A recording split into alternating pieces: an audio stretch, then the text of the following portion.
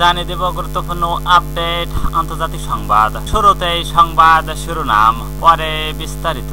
গাজায় ইসরায়েলের লাগামহীন বর্বরতা, মৃতের সংখ্যা ছাড়ালো ৫৮,০০০। এরপর জানিয়ে দেব চীন সফরে জয়শঙ্কর, উপরাষ্ট্রপতির সঙ্গে সাক্ষাৎ। আরো জানিয়ে দেব সিরিয়ায় বেদুইন দ্রুত সম্প্রদায়ের মধ্যে রক্তক্ষয়ী সংঘর্ষ, নিহত ৩০। আরো জানিয়ে দেব গুপ্তচর বৃত্তির শাস্তি কঠোর করে ইরানে পার্লামেন্ট প্রস্তাব পাস। সর্বশেষ জানিয়ে দেব খাইবার পাখতুনখোয়ায় ইমরান খানের দলকে ক্ষমতাচ্যুত করার পরিকল্পনা।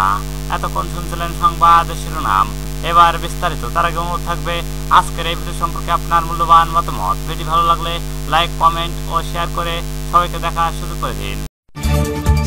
গাজায় ইসরায়েলের লাগামহীন বর্বরতা, মৃতের সংখ্যা ছাড়ালো ৫৮,০০০। ফিলিস্তিনের গাজা ভূখণ্ডে ইসরায়েলের লাগাতার বিমান হামলায় নিহতের সংখ্যা প্রতিদিনই বাড়ছে। সর্বশেষ রোববার ১৩ জুলাই একদিনে কমপক্ষে ৫৫ জন ফিলিস্তিনি নিহত হয়েছেন।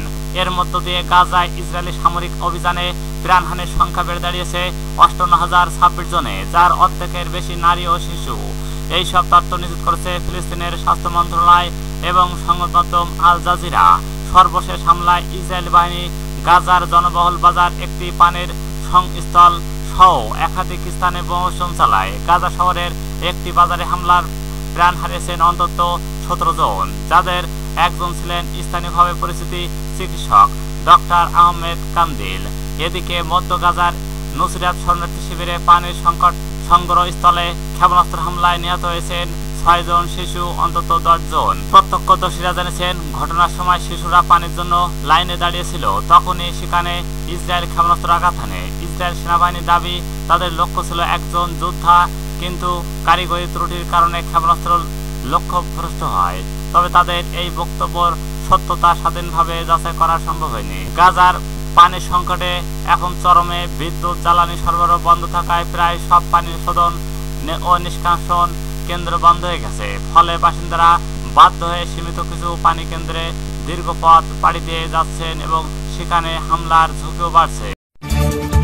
চীন সফরে জয়শঙ্কর, উপরাষ্ট্রপতির সঙ্গে সাক্ষাৎ। ভারতের পররাষ্ট্রমন্ত্রী এস জয়শঙ্কর চীনের উপরাষ্ট্রপতি হান ঝেংয়ের সঙ্গে সাক্ষাৎ করেছেন। সোমবার ১৪ জুলাই বিবিসির অনলাইন প্রতিবেদনে এই তথ্য জানানো হয়েছে। প্রতিবেদনে বলা হয়েছে, সোমবার সোশ্যাল মিডিয়া প্ল্যাটফর্মে এক্সে এস জয়শঙ্কর এই সাক্ষাতের তথ্য এক পোস্টে শেয়ার করছেন।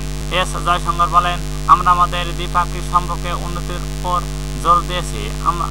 আমার সফরকালীন এই আলোচনা ইতিবাচক দিক বজায় রাখবে বলে উভয় নেতাই আস্থা প্রকাশ করেছেন। সাংহাই কর্পোরেশন অর্গানাইজেশনের এক সাক্ষাতে যোগ দিতে চীন সফরে রয়েছেন এস জয়শঙ্কর। সিরিয়ার বেদুইন ও দ্রুজ সম্প্রদায়ের মধ্যে রক্তক্ষয়ী সংঘর্ষ, নিহত ৩০। সিরিয়ার দক্ষিণাঞ্চল শহর সুয়েদায় বেদুইন সুন্নি গোত্র এবং দ্রুজ ধর্মীয় সংখ্যালঘু গোষ্ঠীর মধ্যে ভয়াবহ সাম্প্রতিক সংঘর্ষ, প্রাণ হারিয়েছেন অন্তত ৩০ জন, আহত হয়েছেন আরও শতাধিক। পরিস্থিতি নিয়ন্ত্রণে আনতে একাধিক জোরে নিরাপত্তা বাহিনী মোতায়েন করা হয়েছে। সিরিয়ার স্বরাষ্ট্র মন্ত্রণালয়ের বরাতে বিবিসি জানিয়েছেন, সংঘর্ষে এখন পর্যন্ত ৩০ জনের মৃত্যুর খবর নিশ্চিত হওয়া গেছে। তবে লন্ডন ভিত্তিক যুদ্ধ পর্যবেক্ষণ সংস্থা Syrian observatory for human rights জানিয়েছেন, সংঘর্ষে নিহতের প্রকৃত সংখ্যা ৩৭ জন ছাড়িয়ে গেছে। গুপ্তচর বৃত্তির শাস্তি কঠোর করে ইরানে পার্লামেন্টের প্রস্তাব পাস। গুপ্তচর বৃত্তির শাস্তি বাড়ানোর জন্য একটি সংশোধনী প্রস্তাব বিল বিপুল ভোটে অনুমোদন করা হয়েছে ইরানের সংসদে। সোমবার ১৪ জুলাই বিবিসির অনলাইনে প্রতিবেদনে এই তথ্য জানানো হয়েছে। দেশটির সংশোধিত আইন অনুযায়ী যদি কেউ শত্রু রাষ্ট্র গোষ্ঠীর জন্য কোনো গোয়েন্দা ও গুপ্তচর বৃত্তির কার্যকলাপ এবং অপারেশনাল কার্যক্রম জড়িত বলে প্রমাণিত হয়, তাহলে তার শাস্তি মৃত্যুদণ্ডের পাশাপাশি সম্পত্তি বাজেয়াপ্ত করা যাবে। খাইবার পাখতুনখোয়ায় ইমরান খানের দলকে ক্ষমতাচ্যুত করার পরিকল্পনা।